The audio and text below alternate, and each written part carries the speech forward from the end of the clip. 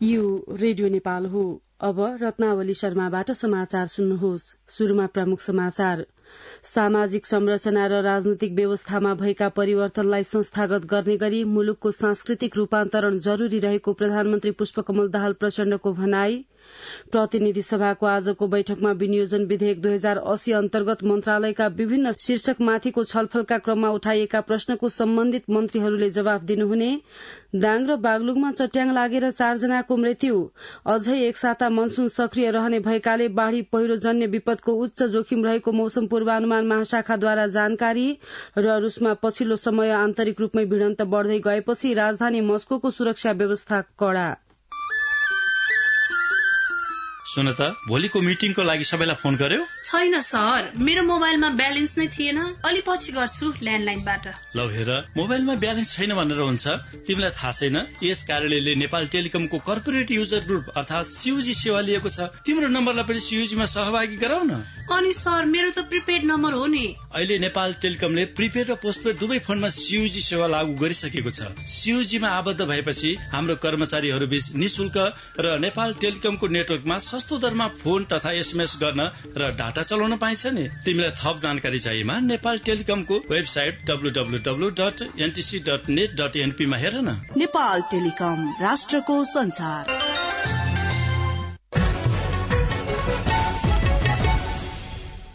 अब समाचार विस्तारमा। प्रधानमन्त्री पुष्पकमल दाहाल प्रचण्डले सामाजिक संरचना र राजनीतिक व्यवस्थामा भएका परिवर्तनलाई संस्थागत गर्ने गरी मुलुकको सांस्कृतिक रूपान्तरण जरूरी रहेको बताउनु भएको छ। नेपाल प्रज्ञा प्रतिष्ठानको 66औं वार्षिकोत्सवका अवसरमा हिजो काठमाडौँमा आयोजित कार्यक्रममा प्रधानमन्त्री प्रचण्डले मुलुकको संस्कृति निर्माण यथास्थितिको सौन्दर्य चेतनाले मात्र नपुग्ने उल्लेख गर्नुभयो। प्रधानमन्त्री प्रचण्डले मुलुकको सामाजिक संरचना र राजनीतिक व्यवस्थामा आएको परिवर्तनलाई संस्थागत गर्ने गरी सांस्कृतिक रूपान्तरण हुन नसकेको टिप्पणी गर्नुभयो। प्रज्ञा प्रतिष्ठानका प्रमुख संरक्षक समेत रहनुभएका प्रधानमन्त्री प्रचण्डले संविधानको मर्म र भावना अनुरूप नेपालमा बोलिने सबै भाषा र तिनका साहित्य, संस्कृति र ज्ञानका विभिन्न शाखालाई प्रवर्धन र विकास गर्दै अघि बढ़नु प्रज्ञा प्रतिष्ठानको कर्तव्य रहेको उल्लेख गर्नुभयो। प्रतिनिधि सभाको बैठक आज बस्दैछ। आजको बैठकमा विनियोजन विधेयकमाथिको छलफलका क्रममा उठेका प्रश्नहरूको सम्बन्धित मन्त्रीहरूले जवाब दिनुहुने कार्यसूची छ। आजको बैठकमा विनियोजन विधेयक 2080 अन्तर्गत विभिन्न मन्त्रालयका विभिन्न शीर्षकहरूमाथिको छलफलका क्रममा उठाइएका प्रश्नहरूको सम्बन्धित मन्त्रीहरूले जवाब दिनुहुनेछ। बैठकमा गृह मन्त्रालय, वन तथा वातावरण मन्त्रालय, महिला बाल बालिका तथा ज्येष्ठ नागरिक मन्त्रालय, युवा तथा खेलकुद मन्त्रालय, शहरी विकास मन्त्रालय, उद्योग वाणिज्य तथा आपूर्ति मन्त्रालय, भौतिक पूर्वाधार तथा यातायात मन्त्रालय र संचार तथा सूचना प्रविधि मन्त्रालयमाथिका प्रश्नहरूको सम्बन्धित मन्त्रीहरूले आज जवाब दिनुहुने कार्यसूची रहेको संसद सचिवालयले जनाएको छ। राष्ट्रिय सभाको बैठक पनि आज बस्दैछ। राष्ट्रिय सभाको आजको बैठकमा प्रधानमन्त्री पुष्पकमल दाहाल प्रचण्डले नेपालको संविधानको धारा 53 बमोजिम नेपाल सरकारको वार्षिक प्रतिवेदन 2078-79, महालेखा परीक्षकको 60औं वार्षिक प्रतिवेदन 2079, राष्ट्रिय महिला आयोगको 15औं वार्षिक प्रतिवेदन 2078-79 र राष्ट्रिय दलित आयोगको दोस्रो वार्षिक प्रतिवेदन 2078-79 सभा समक्ष पेश गर्नुहुने सम्भावित कार्यसूची रहेको छ। यस्तै कानून, न्याय तथा संसदीय मामिला मन्त्री धर्मराज गुरूङले मुलुकी संहिता सम्बन्धी केही नेपाल ऐनलाई संशोधन गर्न बनेको विधेयक 2080 पेश गर्नुहुने कार्यसूची रहेको संसद सचिवालयले जनाएको छ। अझै एक साता मनसून सक्रिय रहने भएकाले बाढ़ी पहिरो जन्य विपदको सम्भावना उच्च रहेको मौसम पूर्वानुमान महाशाखाले जनाएको छ।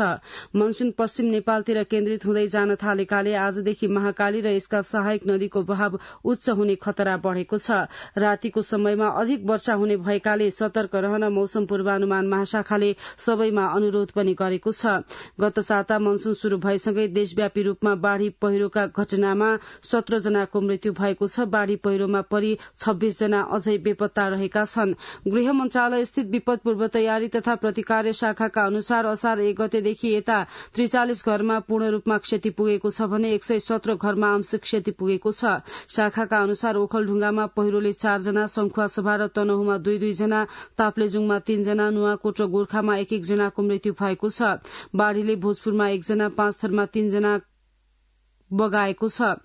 राष्ट्रिय विपद जोखिम न्यूनीकरण तथा व्यवस्थापन प्राधिकरणका प्रवक्ता ध्रुव बहादुर खड्काले बाढ़ी पहिरोमा परेर हराइरहेका 26 जनाको खोजी कार्य जारी रहे पनि हालसम्म कोही फेला पर्न नसकेको बताउनुभयो। उहाँका अनुसार सबैभन्दा बढ़ी संखुवा सभामा 20 जना हराइरहेका छन्।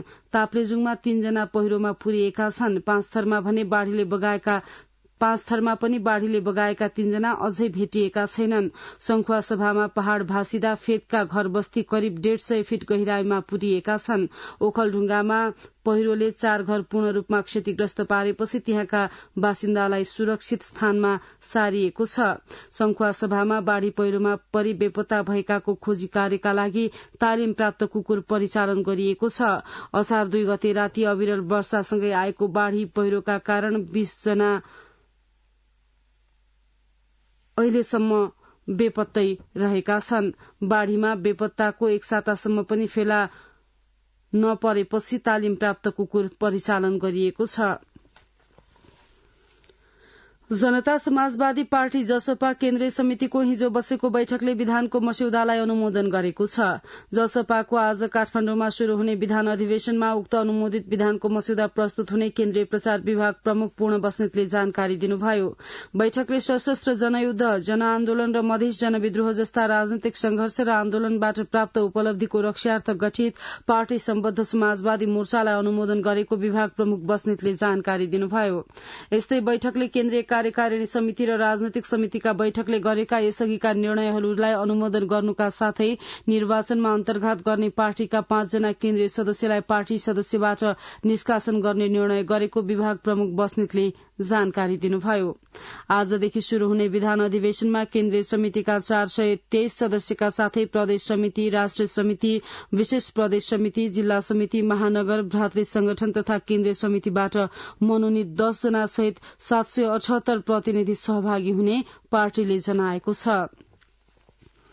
आगामी आर्थिक वर्ष 2080-81 का लागि स्थानीय तहहरूले आज बजेट सार्वजनिक गर्दैछन्।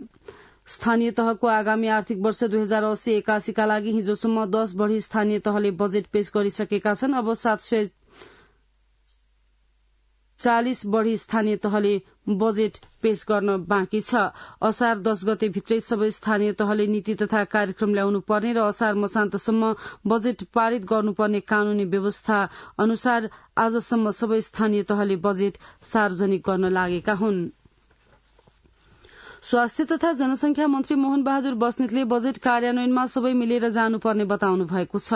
सिन्धुपाल्चोकको 12 विषय नगरपालिकाको 13औं नगरसभा उद्घाटन गर्नुहुँदै उहाँले तीनै तहका सरकारले ल्याउने बजेट सबैको समन्वयमा कार्यान्वयन हुनुपर्ने बताउनुभयो। मन्त्री बस्नेतले सबै जनप्रतिनिधि जनताको सच्चा प्रतिनिधि हुनुपर्ने बताउनुहुँदै बजेट निर्माण र यसको कार्यान्वयनमा सजग हुनुपर्नेमा जोड़ दिनुभयो।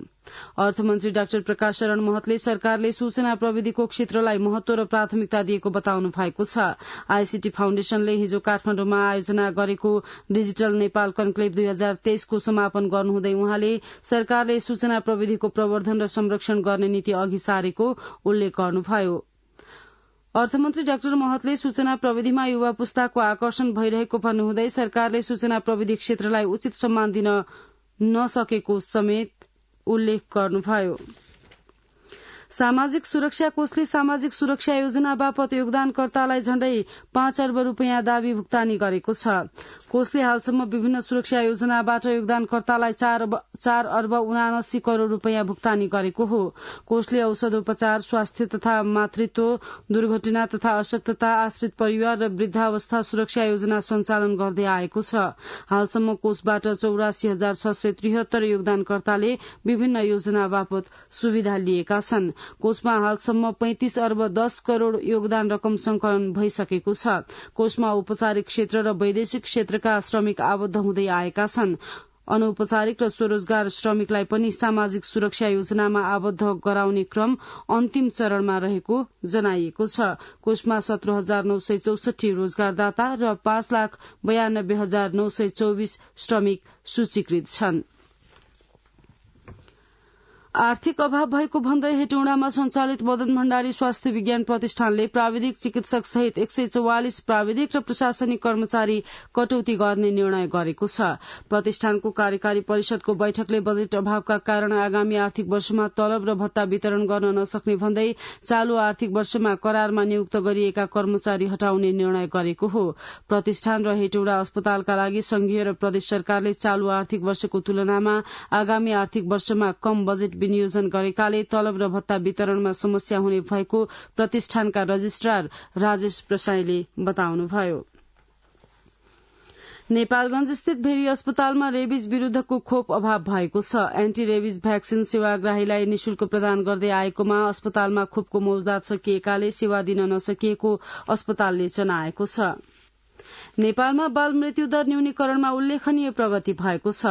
स्वास्थ्य तथा जनसंख्या मन्त्रालयले सार्वजनिक गरेको नेपाल जनसांख्यिक तथा स्वास्थ्य सर्वेक्षण 2022 ले बाल मृत्यु दर घटेको देखाएको छ। सन् 1996 मा 5 वर्ष मुनिका प्रति 1000 बाल बालिकामा 118 को मृत्यु हुने गरेकोमा अहिले आएर 33 को मात्र मृत्यु हुने गरेको सर्वेक्षणमा उल्लेख छ। नवजात शिशु मृत्यु दर पनि प्रति 1000 मा 78 बाट घटेर 21 मा पुगेको देखिएको छ। शिक्षा मन्त्रालयले मुलुकभरका सामुदायिक विद्यालय मध्येबाट 197 वटा उत्कृष्ट विद्यालय छनौट गरेको छ। मुलुकभरका करिब 28,000 सामुदायिक विद्यालय मध्येबाट शैक्षिक, भौतिक तथा प्रशासनिक सुधारका क्षेत्रमा उत्कृष्ट काम गरेका ती विद्यालय छनौट गरिएको हो। छनौटमा परेका विद्यालयलाई शिक्षा तथा मानव स्रोत विकास केन्द्र मार्फत 5 लाख रूपियाँका दरले आर्थिक सहायता उपलब्ध गराइनेछ। बागलुङको ढोरपाटन नगरपालिका वडा नम्बर 5 पाखा पानीमा चट्याङ लागेर 2 जना बाल बालिकाको मृत्यु भएको छ। चट्याङ लागेर 1 जना गम्भीर घाइते भएका छन्। गैराती वर्षासँगै परेको चट्याङ लागेर ढोरपाटन नगरपालिका वडा नम्बर 5 पाखा पानीका चित्रबहादुर विकका 6 वर्षीय छोरा दिनेश र 9 वर्षीय छोरी सुनिताको मृत्यु भएको जिल्ला प्रहरी कार्यालय बागलुङका सूचना अधिकारी मदन केसीले जानकारी दिनुभयो। चट्याङ लागेर चित्रकी श्रीमती यम कुमारी विक घाइते भएकी छिन्। उनको प्राथमिक स्वास्थ्य केन्द्र बुर्तिबाङमा उपचार भइरहेको छ। चट्याङले घर नजिकै बाँधेको भैंसी पनि मरेको प्रहरीले जनाएको छ। यस्तै दाङमा चट्याङ लागेर 2 जनाको मृत्यु भएको छ। दंगी शरण गाउँपालिकाका फरक फरक 2 स्थानमा चट्याङ लागेर हिजो 2 जनाको मृत्यु भएको हो। हिजो साँझ चट्याङ लाग्दा दंगी शरण गाउँपालिका वडा नम्बर 6 का 32 वर्षीय समीर केसीको मृत्यु भएको इलाका प्रहरी कार्यालय तुलसीपुरले जनाएको छ। यसैगरी चट्याङ लागेर दंगी शरण गाउँपालिका वडा नम्बर 3 का 37 वर्षीय वीरेन्द्र भनिने रामनारायण चौधरीको पनि मृत्यु भएको छ। बागलुङका मजदूरहरूले उचित पारिश्रमिकको व्यवस्था गर्न माग गरेका छन्। बिजुली, पेन्टर, प्लम्बर र निर्माण कार्यमा आबद्ध मजदूरहरूले ज्याला मजदूरी गर्दा आफूहरू सधैँ जोखिम मोल्न बाध्य हुनु परेकाले उचित पारिश्रमिक एवं सामाजिक सुरक्षा र श्रम डेस्कको व्यवस्था गर्न माग गरेका हुन्। कोपिला कणेलको रिपोर्ट। विगत 15 वर्षदेखि प्लम्बरको काम गर्दै आउनुभएका रामकृष्ण सापकोटाले दिनहुँ महँगी बढ्दै गए पनि आफ्नो श्रमको भने विगत 10 वर्षदेखि मूल्य नबढेकोले अब भने समय अनुसार उचित पारिश्रमिकको व्यवस्था गर्न माग गर्नुभयो। बजारको कति महँगाई बढिरहेछ र हाम्रो चाहिँ पारिश्रमिक विगत 10 वर्ष अगाडिदेखि अहिलेसम्म एकै स्थानमा छ कि मतलब समय अनुपात हाम्रो चाहिँ परिश्रम पनि उचित मिलोस्। दिनभर काम गर्दा 700 रुपैयाँ पाउने गरेको घर तथा भवनमा काम गर्दै आउनु भएकी सरस्वती थापा बताउनुहुन्छ। मजदुर काम गर्दै आइरहेको वर्षौं भयो। हामी महिलाहरूलाई पुरुषहरूलाई भन्दा दुःख बढी गर्नुपर्छ। ज्याला थोरै परिवारहरू पाल्न गाह्रो हुन्छ। पुरुषको तुलनामा महिलाहरूलाई अझै ज्यालामा विभेद छ। न्यून पारिश्रमिकले परिवार धान्न नसकेको गुनासो गर्नुहुन्छ वर्षौंदेखि मजदुर काम गर्दै आउनु भएकी सुमित्रा थापा। सिमान्तीको काम, घर बनाउने काम गर्छौं। 600-500 मा हामीले गरेर हैन हाम्रो परिवार धान्न सक्दैनौं। बिमार लाग्यो भने हामीले त्यसमा पनि हेर्न सक्दैनौं। असुरक्षित क्षेत्रमा काम गर्ने हुनाले श्रम डेस्क स्थापना हुन सके मजदुरलाई केही राहत पुग्ने बताउनुहुन्छ मजदुर नेता क्युपेक नेपालका अध्यक्ष मनबहादुर थापा मगर। श्रम ऐनमै मृत्यु भएको अवस्थामा 7 लाख रुपियाँ जो पीडित छ उसले पाउने भन्ने कुरा छ। रोजगारदाताले उपलब्ध गराउनु पर्ने भन्ने असुरक्षित क्षेत्रमा काम गर्ने हुनाले त्यसमा समस्या छ। त्यसका लागि हामीले बीमाहरूका कुराहरू उठाइरहेका छौं र राज्यले पनि श्रम कार्यविधि श्रम हेल्प डेस्क लागू गरिदिएको अवस्थामा समस्या न्यूनीकरण न्यूनीकरण हुन्थ्यो। मुलुकमा थुप्रै राजनीतिक परिवर्तनहरू भए पनि आम श्रमिक वर्गका समस्या भने जहाँको तही जस्ताको तस्तै छन्। यसतर्फ राज्य लगायत सम्पूर्ण सरकारवालाको ध्यान जानुपर्ने देखिन्छ। कोपिला कण्डेल, रेडियो नेपाल, बागलुङ। बाँकेको जानकी गाउँपालिकाले मधेसी र मुस्लिम समुदायको बाहुल्य रहेको क्षेत्रमा बालिकाहरू पढ़ाउन कन्या माध्यमिक विद्यालय स्थापना गरेको छ। पालिकाका अधिकांश बालिकाहरू विद्यालयको पहुँच बाहिर रहेकाले सामुदायिक विद्यालयप्रति अभिभावकको विश्वास बढ़ाउँदै बालिकाहरूलाई विद्यालयसम्म ल्याउन कन्या माध्यमिक विद्यालयको स्थापना गरी अध्ययन अध्यापन शुरू गरिएको पालिकाले जनाएको छ। नवीन गिरीको रिपोर्ट। विशेष गरी मधेसी मुस्लिम समुदायका छोरीहरूलाई विद्यालयमा आकर्षण गर्न जानकी गाउँपालिका वडा नम्बर 3 मा कन्या माध्यमिक विद्यालय सञ्चालन गरिएको छ। यसै शैक्षिक सत्रदेखि विद्यालय सञ्चालनमा आएको हो। विद्यार्थी ल्याउन लैजान निशुल्क बस पनि सञ्चालन गरिएको छ। गाउँपालिकाका अध्यक्ष छब्बन खाँ, यो मधेसी एरिया भएको कारणले छोरी पढाउनको लागि डराइराख्नु भएको थियो। स्कुलमा गएपछि छोरीहरू बिग्रिन्छ भन्ने एउटा सम्पूर्ण गाउँ देहातको मान्छेले शंका थियो। त्यो कारणले छुट्टै एउटा हामी छोरीको लागि कन्या विद्यालय खोलिदिएको छु। जानकीले छोरी बीमा कार्यक्रम र छोरी कल्याण कोष पनि सञ्चालन गरेको छ। छोरी कल्याण कोषमा जन्मने बित्तिकै हरेक छोरीका लागि प्रत्येक वर्ष गाउँपालिकाले 5,000 रुपियाँ जम्मा गर्ने गरेको छ। शिक्षामा सुधार ल्याउन गाउँपालिकाले गरिरहेको कामको सराहना गर्दै पढ़ाइमा सहजताका लागि अब फ्री वाइफाईको व्यवस्था पनि गरिनुपर्ने बालिकाहरू बताउँछन्। एकजना विद्यार्थी सुनैना पुन मगर, धेरै राम्रो काम गरिरहनु भएको छ। जब पछि के छ भन्दाखेरि फ्री वाइफाई चाहियो। केही कुराहरू सिक्नका लागि हामी अनलाइनबाट पनि विभिन्न कुराहरू खोज्न सक्छौं। विद्यार्थीहरू विद्यालय जान नमानिरहेको अवस्थामा स्थानीय सरकारले छात्राहरूलाई प्रोत्साहन गर्ने गरी योजना बनाउँदा अभिभावक खुशी छन्। अध्यापन गराउने शिक्षक समेत महिला भएका कारण बालिकाहरू विद्यालय जान उत्साहित भएको अभिभावकहरूको भनाइ छ। एकजना अभिभावक सुनिता लोध, बिटिया लोग पढ़ी है, बिटिया लोगन का सुविधा हुई, अच्छा ही रही, ठीक है। अब पढ़ावे वाला बिटिया का महिला लोग रही है तो और अच्छा ही हुई। जानकी गाउँपालिकाले आगामी आर्थिक वर्षको नीति कार्यक्रम र बजेटमा पनि शिक्षालाई प्राथमिकता दिएको जनाएको छ। मधेसी र मुस्लिम बाहुल क्षेत्र भएका कारण विशेष गरी बालिकाहरूलाई आकर्षित गर्ने गरी योजना बनाउँदै अघि बढ्ने गाउँपालिकाको मार्गचित्र छ। नवीन गिरी, रेडियो नेपाल, नेपालगञ्ज। समाचार रेडियो नेपालबाट सुनिरहनु भएको छ। अब केही अन्तर्राष्ट्रिय समाचार। रूसमा पछिल्लो समय आन्तरिक रूपमै भिडन्त बढ़दै गएपछि राजधानी मस्कोको सुरक्षा व्यवस्था कड़ा पारिएको छ। विदेशी नागरिकलाई सुरक्षार्थ खटाउने रूसको वाग्नर समूहका प्रमुखलाई सुरक्षाकर्मीलाई विद्रोह गर्न उक्साएको आरोपमा अनुसन्धान भइरहेको छ।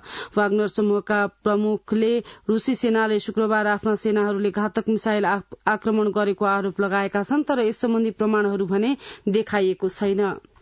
यता रूसका राष्ट्रपति भ्लादिमिर पुटिनले भाडाका सैन्य समूह वाग्नरका प्रमुखले दिएको सैनिक विद्रोहको चुनौतीलाई धोका र राज्यद्रोहको संज्ञा दिनुभएको छ। रूसी राष्ट्रपति पुटिनले टेलिभिजन सन्देश मार्फत देशवासीलाई सम्बोधन गर्नुहुँदै वाग्नर प्रमुखलाई सजाय दिने दृढ़ता व्यक्त गर्नुभयो। संयुक्त राष्ट्रसंघले सुडानको डार्फर राज्यको राजधानी एल जेनेनाबाट भागेर आएका मानिसहरूको हिंसा रोक्न तत्काल कदम चाल्न आग्रह गरेको छ। अब्देल फतह अल बुरहानको नेतृत्वमा रहेको सुडानी सेना 2 महिना भन्दा बढ़ी समयदेखि आरएसएफसँग लड़िरहेको छ। चाडसँग सीमा जोडिएको विशाल पश्चिमी क्षेत्र डार्फरमा सबैभन्दा घातक हिंसा भड्किएको छ। अब आर्थिक समाचार। देशकै प्रमुख भन्सार नाका एकीकृत भन्सार जाँच चौकी आईसीपी वीरगंजले चालू आर्थिक वर्षको 11 महिनामा 1,42,30,41,62,हजार राजस्व संकलन गरेको छ। अर्थ मन्त्रालय भन्सार विभागले आईसीपी वीरगंज भन्सारलाई 11 महिनाको अवधिका लागि 2,37,58,63,62,हजार राजस्व उठाउने लक्ष्य तोकेको थियो। यस अवधिमा आयात निर्यात व्यापार प्रभावित भएसँगै वीरगंज भन्सारको राजस्व असुलीमा कमी भएको प्रमुख भन्सार प्रशासक डिलाराम पन्थीले जानकारी दिनुभयो। तुलनात्मक रूपमा हेर्दा लक्ष्य भन्दा यो संकलन 95,22,22,00,000ले कमी हो। यस अवधिमा वीरगंज भन्सार कार्यालयले भन्सार राजस्वतर्फ 50,50,50,49,94,000 असुली गरेको छ भने मूल्य अभिवृद्धि करतर्फ 63,89,37,00,000 राजस्व असुली गरेको छ। निजी क्षेत्रको हिमालयन एयरलाइन्सले शनिबारदेखि काठमाडौँ बेजिङ नियमित उडान शुरू गरेको छ।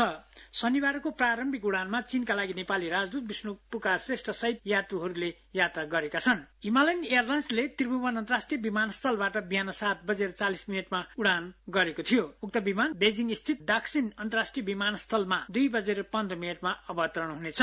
काठमाडौँ बेजिङ उडान अवधि 4 घण्टा 45 मिनटको रहेको छ। बेजिङबाट उक्त विमान दिउँसो 3:25 नेपालका लागि प्रस्थान गर्नेछ। बेजिङ र काठमाडौँ आउजाउ गर्ने यात्रुहरूलाई सहज र प्रभावकारी यात्रा विकल्पको रूपमा उडान सञ्चालन हुँदा नेपालको पर्यटन र व्यापारमा टेवा पुग्ने विश्वास हिमालयन एयरलाइन्सले विज्ञप्ति मार्फत गरेको छ। शिला पाइने संसारको एकमात्र नदी कालीगण्डकीलाई पर्यटन विकाससँग जोड्ने प्रयास थालिएको छ। सालग्रामी र काली नदी नामबाट चिनिने कालीगण्डकी नदीलाई आयोजनसँग जोड्दै त्यहाँको धार्मिक तथा पर्यटन विकासका लागि स्थानीय सरकारले योजना अघि सारेको छ। कालीगण्डकी नदीको ऐतिहासिकता, धार्मिक सभ्यता र महत्वलाई जोगाउँदै पर्यटन विकास गर्ने उद्देश्यले पाल्पाको रामपुर नगरपालिकाले नदी किनारमा पैदल मार्ग बनाउने योजना अघि सारेको छ। नगरपालिका भित्र पर्ने नदी किनारै किनार पैदल मार्ग बनाउने योजना ल्याइएको नगर प्रमुख रमण बहादुर थापाले बताउनुभयो। पैदल मार्गका लागि 1,20,00,000 रकम विनियोजन गरिएको नगरपालिकाले जनाएको छ। नगरपालिकाका अनुसार रामदीदेखि देवघाटसम्म कालीगण्डकी नदी किनारमा पैदल मार्ग बनाउने योजना रहेको छ। बसाई सराई र वैदेशिक रोजगारीले गाउँ रितिन थालेपछि संहिताका युवाहरूले गाउँ बसौं गाउँ फर्कौं अभियान थालनी गरेका छन्। गुणस्तरीय शिक्षा, सर्वसुलभ स्वास्थ्य सेवा, रोजगार, खानेपानी, सड़क लगायतको असुविधाका कारण बसाई सराई बढ्न थालेपछि गाउँघर शून्य बन्न थालेको थियो। अभियान अन्तर्गत संहिताको गलेङ नगरपालिका गेजाका युवाहरूले स्वरोजगार सिर्जना गरेर सबैको आर्थिक स्थितिमा सुधार गर्ने र गाउँलेलाई गाउँमै अड्याउने उद्देश्यले सामूहिक गाई पालन शुरू गरेका छन्। युवालाई जन्मथलोमा स्वरोजगार बन्न प्रेरणा दिने, गुणस्तरीय शिक्षा उपलब्ध गराउने, सर्वसुलभ स्वास्थ्यका लागि सरकारवाला निकायहरूसँग पहल गर्ने लगायतका काम गर्दै आएका छन्। नगर प्रमुख गुरूप्रसाद भट्टराईले अमेरिकाबाट प्राविधिक तथा प्रशिक्षक ल्याएर कृषकलाई तालिम, पशुको स्वास्थ्य परीक्षण लगायतका काममा नगरपालिकाले सहयोग गरिरहेको जानकारी दिनुभयो। नेपाल उद्योग परिसंघको अध्यक्षमा राजेश कुमार अग्रवाल चयन हुनुभएको छ। परिसंघको 20औं वार्षिक साधारण सभाले अग्रवाललाई अध्यक्षमा चयन गरेको हो। यसअघि वरिष्ठ उपाध्यक्ष रहनुभएका अग्रवाल परिसंघको विधान अनुरूप स्वतः अध्यक्ष चयन हुनुभएको हो। निर्वाचित राष्ट्रिय परिषद सदस्यहरूबाट सर्वसम्मत रूपमा 7 जना उपाध्यक्ष चयन हुनुभएको छ। परिसंघको उपाध्यक्षमा निर्माण चौधरी, वीरेन्द्र राज पाण्डे, राजबहादुर शाह, हेमराज ढकाल, रोहित गुप्ता, अमित मोर र भीम घिमिरे चयन हुनुभएको छ। आर्थिक समाचारका साथमा भुवन आचार्य। अब खेल समाचार। आईसीसी एक दिवसीय विश्वकप छनौटमा नेपाल नेदरल्याण्डसँग पराजित भएको छ। यो हारसँगै नेपाल सुपर 6 मा पुग्ने सम्भावना टुंगिएको छ। जिम्बाब्वेको हरारे स्थित ताकासिंगा स्पोर्ट्स क्लबको मैदानमा भएको समूह चरणको अन्तिम खेलमा नेपाल नेदरल्याण्डसँग 7 विकेटले पराजित भएको हो। जीतसँगै नेदरल्याण्ड भने सुपर 6 मा प्रवेश गरेको छ। त्यस्तै यस खेलसँगै समूह ए बाट सुपर 6 मा पुग्ने टोलीको टुंगो समेत लागेको छ। समूह ए मा रहेको नेपाल र अमेरिका प्रतियोगिताबाट बाहिरिएका छन् भने नेदरल्याण्ड, जिम्बाब्वे र वेस्ट इन्डिज प्रतियोगिताको सुपर 6 मा प्रवेश गरेका छन्। नेदरल्याण्डको जीतमा मैक्स ओडाउडले 75 बलमा 8 चौका र 6 छक्का सहित 90 रन बनाए। त्यस्तै साओ डी लिडेले 41 रन र विक्रमजीत सिंहले 30 रन बनाए। नेपालका सन्दीप लामिछानेले 2 विकेट र गुलशन झाले 1 विकेट लिए। टस हारेर पहिले ब्याटिङको निम्तो पाएको नेपालले 44.3 ओभरमा सबै विकेट गुमाउँदै 167 रनको योगफल बनाएको थियो। नेपालका लागि कप्तान रोहित पौडेलले 33, कुशल भुर्तेल र सन्दीप लामिछानेले समान 27-27, भीम सार्कीले 22, गुलशन झाले 15, दीपेन्द्र सिंह ऐरीले 14 र कुशल मल्लले 12 रन बनाए। नेपाल यसअघि जिम्बाब्वेसँग 8 विकेट र वेस्ट इन्डिजसँग 101 रनको फराकिलो अन्तरले पराजित भएको थियो। त्यस्तै नेपालले अमेरिकालाई भने 6 विकेटले पराजित गरेको थियो। यसअघि जिम्बाब्वेसँग 6 विकेटले पराजित नेदरल्याण्ड्सले अमेरिकालाई 5 विकेटले हराएको थियो। समूह चरणको अन्तिम खेल सोमबार नेदरल्याण्ड्सले वेस्ट इन्डिजसँग खेल्नेछ।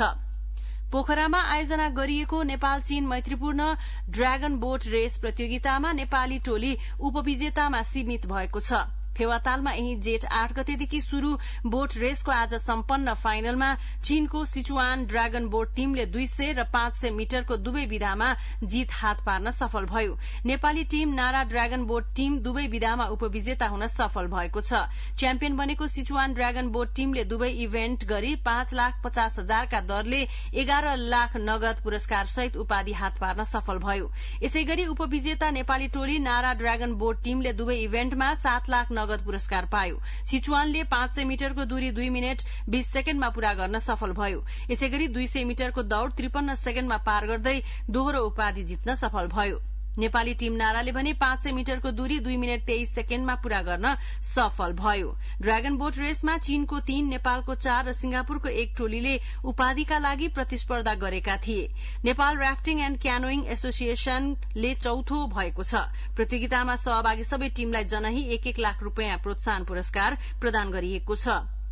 नेपाल र छिमेकी मित्र राष्ट्र चीन बीचको सांस्कृतिक तथा जनस्तरसम्मको सम्बन्ध सुमधुर बनाउने र पर्यटन प्रवर्धन गर्ने उद्देश्यले बोट रेस तथा फेस्टिभलको आयोजना गरिएको हो। कार्यक्रमलाई आगामी वर्षमा समेत निरन्तरता दिइने पोखरा महानगरले जनाएको छ। नेपाल ब्याडमिन्टन संघको तत्वावधान तथा बागमती प्रदेश ब्याडमिन्टन संघ तदर्थ समितिको आयोजनामा तेस्रो प्रधानमन्त्री कप खुल्ला राष्ट्रिय ब्याडमिन्टन प्रतियोगिता असार 13 गतेदेखि हुने भएको छ। नखीपोट ब्याडमिन्टन सर्कलको कवर्ड हलमा हुने प्रतियोगितामा महिला र पुरूष एकल, पुरूष युगल, पुरूष भेटरान 45 वर्ष माथिको युगल, U11, U13 र U15 छात्र छात्रा गरी 10 विधामा प्रतिस्पर्धा हुने प्रतियोगिता संयोजक तथा बागमती प्रदेश ब्याडमिन्टन संघ तदर्थ समितिका अध्यक्ष रुद्र थिङले जानकारी दिनुभयो। हिजो रेकर्ड गरिएको खेल समाचारका साथमा हुनुहुन्थ्यो सुमिता लामा। अब मौसम। आज देशभर सामान्य बदलिरही बागमती, गण्डकी, लुम्बिनी, कर्णाली र सुदूरपश्चिम प्रदेशका केही स्थानमा हल्कादेखि मध्यम वर्षा हुनुका साथै बागमती, गण्डकी, लुम्बिनी, कर्णाली र सुदूरपश्चिम प्रदेशका 1-2 स्थानमा अधिक वर्षा हुने जल तथा मौसम विज्ञान विभागले जनाएको छ। गत 24 घण्टामा काठमाडौँ उपत्यकामा मापन गरिएको अधिकतम तापक्रम 29.8 डिग्री सेल्सियस, न्यूनतम तापक्रम 22.3 डिग्री सेल्सियस, वर्षा 3.7 मिलिमिटर। अहिले बिहानको सापेक्षिक आर्द्रता 91%। आज दिउँसो काठमाडौँ उपत्यकाको अधिकतम तापक्रम 29 देखि 31 डिग्री सेल्सियसका बीच रहने अनुमान छ। काठमाडौँ उपत्यकामा सूर्योदय अघि बिहान 5:10 भयो भने सूर्यास्त भरे साँझ 7:03 हुनेछ। अन्त्यमा यस प्रसारणका प्रमुख समाचार फेरि एकपटक। सामाजिक संरचना र राजनैतिक व्यवस्थामा भएका परिवर्तनलाई संस्थागत गर्ने गरी मुलुकको सांस्कृतिक रूपान्तरण जरूरी रहेको प्रधानमन्त्री पुष्पकमल दाहाल प्रचण्डको भनाई। प्रतिनिधि सभाको आजको बैठकमा विनियोजन विधेयक 2080 अन्तर्गत मन्त्रालयका विभिन्न शीर्षकमाथिको छलफलका क्रममा उठाइएका प्रश्नको सम्बन्धित मन्त्रीहरूले जवाब दिनुहुने। दाङ र बागलुङमा चट्याङ लागेर 4 जनाको मृत्यु। अझै एक साता मनसून सक्रिय रहने भएकाले बाढ़ी पहिरो जन्य विपदको जोखिम उच्च रहने मौसम पूर्वानुमान शाखाद्वारा जानकारी। र रूसमा पछिल्लो समय आन्तरिक रूपमै भिडन्त बढ्दै गएपछि राजधानी मस्कोको सुरक्षा व्यवस्था कड़ा। सुन्दै हुनुहुन्थ्यो रेडियो नेपालबाट बिहान 7 बजेको समाचार सकियो। 8 बजे अंग्रेजीमा समाचार सुन्न सक्नुहुनेछ। हवस् त, नमस्कार।